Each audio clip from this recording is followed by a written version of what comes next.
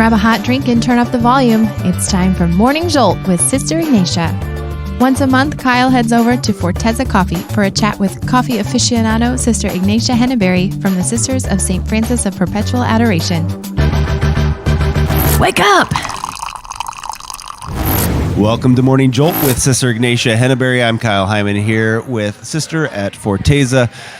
You're sitting right beside the Christmas tree. I should probably get a picture of that. Oh, definitely. And the dog underneath. Yeah. A fake dog. Fake dog, right? Yeah. So, Sister, what are some things, maybe before we get to what you currently do for Christmas, what are some Christmas memories from growing up? Oh, well, I loved getting together with my family, and we always made sure that all my aunts, cousins came to our house for the most part when I was younger. And I guess Christmas was a huge, just like munchy finger food. Everyone just being together all day. I don't know if there's different camps of present opening as well. I don't know. Are you in that battle of like, does everyone pay attention to one person? Right. As they open one present? Right. Or does everyone just open up all their presents? So my family was of the camp, like, we take turns. Uh-huh. One at a time. So it took all day. Yeah. It took all day. So we always did the vigil mass the night before, and then the whole waking up, stockings, like late night, midnight mass? No, or we tried that one year, and no one stayed awake for the mass. Like, we were at mass, we just like weren't awake. So we tried. I have come to appreciate it as a sister, but I go to bed before midnight mass, and then I wake up. Yeah. But yeah, we'd always do the Advent calendar leading up to it, and then vigil mass together, and then just spending like all day. Okay. Together. Yeah. Yeah. Any favorite like Christmas snacks? Oh, yeah. Candies? So I don't know are you familiar with like Italian cookies? Not enough. So apparently not. So there's I don't know where this is going. So they're called pizzelles, or there's people that say it differently, pizzelles, I don't know. Okay. So I say pizzelles. So I have she since passed away, but a great aunt who always takes a special, like almost like a waffle iron thing. And they're just like really thin. Yeah. Like almost like a light vanilla kind of cookie. So she'd make them, and then my grandmother would bring them in a shoebox. That's how they would be transported. We like, never thought that was odd. We're just like, the shoebox is here. So there's cookies inside. So she would always make those cookies, and then these little round lemon Italian cookies as well, which I intend to make this year, I think, too. So just like a simple cookie with a little icing over it. And then those are the sweet things. And then pigs in a blanket with like real sausage. None of this like Oscar Mayer Wiener stuff. We didn't do that. It was like a real sausage, Italian sausage. Like that breading. You buy from a butcher or something like that? Yeah, we had like a local grocery store that sold like good Italian sausage. So yeah, just like snack all day on that stuff. So now as a sister, do you miss those things? You know, like that doesn't sound too typical of a Christmas meal. True. Yeah, I remember. So in our first year, when we go home as a postulant. So that's kind of like, our like last Christmas. But you spend all this time as a postulant preparing for Christmas with the sisters and in Advent. So then by the time I go home, like I've already started this like transformation. How I've been like spiritually preparing for Christmas is different. So then like I still like all those things that my family does. I don't know, like how I've grown to understand Christmas has changed. You appreciate it, but you don't miss it. Yeah, well, I guess I'd like miss it, but I wouldn't trade it. I wouldn't trade. Yeah. Because I can have that time with my family when I do go home and still be immersed more so with my sisters in the mystery of Christmas. And not to say that my family is like, they're not like pagans or anything, or, I mean, like the spiritual side of Christmas was there. It's just not, you just can experience it differently within a religious life, I guess. Sure. Yeah. When you've given your life completely to that, and that there's a different level of commitment or a different level of availability for it too. Yeah. Like you're not torn of like, I also have to work a secular job, or I also have to make sure my kids get to school on time. Yeah. you can really kind of focus on the mission that God's given you. Exactly. So what are some things that you did, as a postulant, what are some things that you did to prepare for Christmas? That maybe you're like, oh, this is different. I haven't done this before.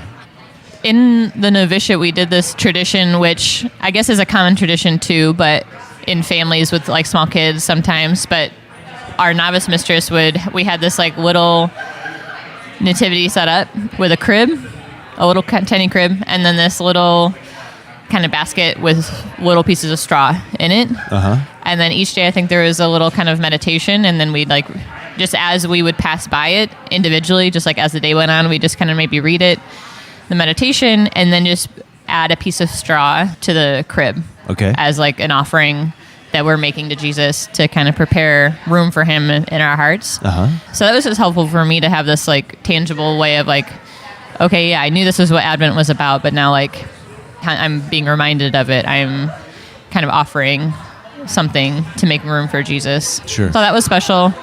Yeah, the tradition of midnight mass like that wasn't part of my growing up. So like preparing the first 3 years, we're always like in the choir. So you're like learning all of these songs. Some of them I had never heard before, like some like older maybe hymns and things. Had you been in a choir before? No. Okay. Not at all. So we say like you learn to sing. Yeah. So there's a difference between learning to sing and learning to sing in harmony in multiple parts. And yeah. It's also helpful, side note, that like, oh, my voice isn't like weird. It's not wrong. I'm just an alto, and that's okay. Right. Like, I can't hit that range. That's not for me. Yeah. So accepted that. Yeah. And then the experience of Advent too. Just, I mean, it's more than just like we have the Advent calendar and that sort of thing, but like really understanding how the liturgy is set up, experiencing the daily readings of Advent really helps to understand like we're waiting for Jesus coming in history. Me personally, the second coming, he's coming as like a lover of my soul. Like that's how he comes to earth. So like that reality, I guess, really like unfolded for me like through the liturgy and being in community, I guess. Yeah. So what are some things that you're doing now? We're in Advent currently. Yeah. What are some things that you're doing as a campus minister? Maybe either for yourself or for your community or for the students? Now it's the end of the semester. So I'm trying to be present. I think like being present is a good like Advent spirituality. Because stress is going up as finals are approaching and things like that? Or? Yeah. Well, I guess like last week, probably more so like just like all the end of the year events and all that stuff. And just kind of just like part of like the campus life cycle sort of. So I guess it's a little more of a struggle now to like continually remembering that it's Advent. It's a time of preparation, that sort of thing. On campus, so we've been having a living nativity after St. Francis depiction of the nativity in Greccio. I mixed it up a little bit this year to make it a little more like Advent-y. We have a beautiful choir, so they like did a few like carols. So we mimicked kind of like the lessons in carols. And then, I guess for myself, I think once semester ends, I'll try to add like an actual Advent kind of book, spiritual reading. Okay. But right now I've just been taking the daily readings and just trying to remember them throughout the day. Like I love Isaiah. Like I could just read that and be fine. Tell me about Isaiah. Oh, yeah. Well, even the first chapter. So some people might know this, but like when St. Francis developed the first nativity scene to depict what took place in Bethlehem as best he could, he had chosen ox and an ass to be in the scene. And that's because of Isaiah chapter 1. And it says, the master comes, and even the ox and the ass recognize the cradle of their master. So although all of the people that he's come to see don't recognize him, don't pay attention to him, like even the meanest and basest of beasts recognize him and pay him homage. So chapter 1 of Isaiah says that, but then as you get into 25, it's the heavenly a wedding feast, choice wines and meats. And then 43 is one of my favorites too. Just God's love for Israel, and just like learning that lesson, like I'm Israel in this story. That's why he has come. He has come to save us. He's come to. I think 43 has some phrases like, "I've traded nations for you. I've redeemed you because I love you." So yeah, some really just like tender stuff. And is it the same readings every year for Advent of those Old Testament readings, or do they go with the cycle of every 3 years? The Sundays go through a cycle, but I believe the daily readings are the same every year. I think that's true. They don't have a 1 and 2 year cycle for the daily readings, I believe. Okay. Yeah. So this is something that you've been doing for a while, reflecting on these readings, especially in Advent? Yeah. I guess the same readings every year, I guess. I didn't think about that, but yeah. So when did you start doing that? As a postulant? Or? Yeah. Okay. Yeah, I think it just, when we do arrive, where you kind of are starting to learn like how to do meditation, like what does that mean? What's praying with the scripture? So I guess then just making that a part of my daily prayer. Okay. Yeah. So before we go, suggestions or tips for people on how to prepare for Christmas. I think the struggle is to get caught up with this being called the Christmas season outside of the church.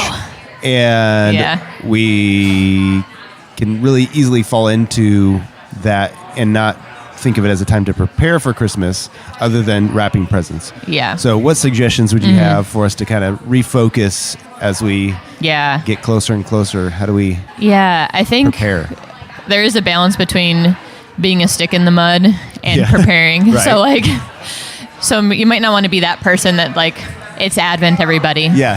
Stop smiling. Like, okay, Advent is still a joyful period of time. So, I mean, I would go to the readings, the liturgical readings. Sure. It does help to be able to like hear them in Mass, and it kind of keeps them in memory. And then if Mass isn't necessarily an option, like, sticking with Isaiah, like to build, because I think it's like building that expectation, because we don't have that perspective of waiting for Jesus for thousands of years. But that is something that the liturgy is trying to teach us, is what that's like. Sure. So I would go to scriptures, and then I don't know, I guess like living, like practicing joy in the present. The preparation isn't just like it's similar to like heaven. We're not just like, oh, like in some future time, like everything's going to be great and wonderful. Like, it's going to be really great, but like the preparation for it, like I'm experiencing part of it now. So that's why Advent isn't like Lent. You're preparing and you're having a foretaste of what's coming now. Right. So and then maybe like starting some Advent traditions in your family. Like, the whole world's going to be celebrating Christmas for a long time, but you at least in your family can start some Advent traditions. Sure. Yeah. Sure. All right. Well, thank you so much, sister. How was your coffee? Oh, tasty as ever. Good. Thanks to Forteza for the coffee, and thank you for joining me, sister. Thanks, Kyle. Happy Advent. Happy Advent. Wake up!